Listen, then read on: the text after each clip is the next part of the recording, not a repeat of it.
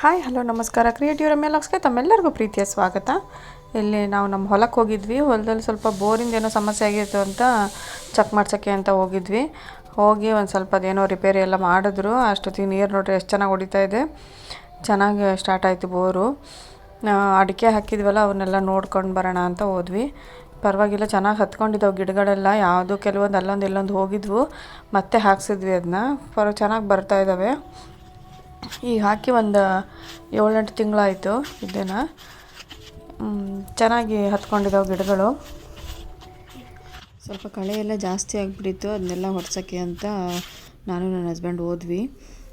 ಮಕ್ಕಳನ್ನೆಲ್ಲ ಸ್ಕೂಲಿಗೆ ಕಳಿಸ್ಬಿಟ್ಟು ಸಂಜೆ ನಾನು ಬರೋ ಅಷ್ಟೊತ್ತಿಗೆ ನನ್ನ ಮಗಳು ಸೂಪು ಮತ್ತು ಪಾಪಡ್ ಮಾಡಿದ್ಲು. ಬಂದ ತಕ್ಷಣ ಅದನ್ನೊಂದು ಸ್ವಲ್ಪ ತಿಂದ್ಕೊಂಡು, ಮಕ್ಕಳು ಬಟ್ಟೆಗಳಿಡೋಕ್ಕೆ ಒಂದು ವಾರ್ಡ್ರೋಬ್ ಬೇಕಿತ್ತು ಎಕ್ಸ್ಟ್ರಾ ನಮಗೆ.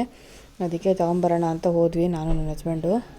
ಹೋಗಿ ತೊಗೊಂಡು ಬಂದು ಅದಕ್ಕೆ ಸ್ವಲ್ಪ ಇನ್ನೊಂದು ಶೆಲ್ಫ್ ನಮಗೆ ಎಕ್ಸ್ಟ್ರಾ ಬೇಕಿತ್ತು. ಅದನ್ನು ಅವರು ಕೊಟ್ಟರು.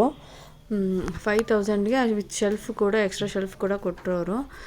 ನಾವು ಇನ್ನೊಂದು ಸೆಂಟ್ರಿಗೆ ಅಟ್ಯಾಚ್ ಮಾಡ್ಕೊಂಡಾಗೆ ಅದನ್ನ ನನ್ನ ಹಸ್ಬೆಂಡ್ ಬಂದು ಮಾಡಿದ್ರು. ನೆಕ್ಸ್ಟ್ ಡೇ ಬೆಳಗ್ಗೆ ದೇವಸ್ಥಾನಕ್ಕೆ ಹೋಗಿದ್ದೆ. ಅಲ್ಲಿ ಇದೇನೋ ಮಾಡ್ತಾಯಿದ್ರು, ಈಗ ವೀರಭದ್ರೇಶ್ವರ ದೇವರು ಇರೋರ್ದೇನೋ. ನನಗೆ ಈ ಥರದ್ದೆಲ್ಲ ನೋಡೋಕೆ ಇಷ್ಟ. ನೋಡ್ತಾ ನಿಂತಿದ್ದೆ ತುಂಬ ಹೊತ್ತು.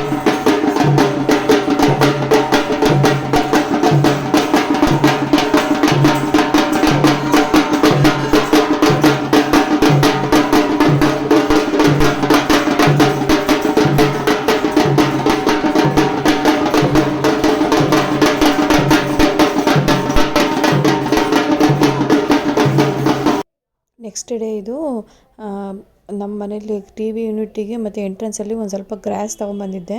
ಅಲ್ಲೆಲ್ಲ ತುಂಬ ಡಸ್ಟ್ ಆಗ್ತಿತ್ತು ಅಂತ ಗ್ರಾಸ್ ಹಾಕೋಕ್ಕೆ ಅಂತ ಅದನ್ನೆಲ್ಲ ಹಾಕ್ಕೊಂಡೆ.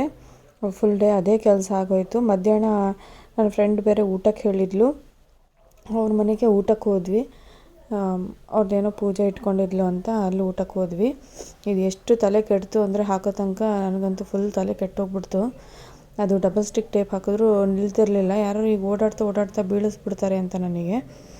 ಅದನ್ನು ಮತ್ತೊಂದು ಸಣ್ಣದು ಮಳೆ ಎಲ್ಲ ಹೊಡೆದು ಫೈನಲಿ ಮನೆಗೆ ಊಟಕ್ಕೆ ಹೋದ್ವಿ. ಒಂದಿಷ್ಟು ಫೋಟೋಸ್ ಎಲ್ಲ ತಗೊಂಡು ನನ್ನ ದಿನನ ಮುಗಿಸ್ದೆ.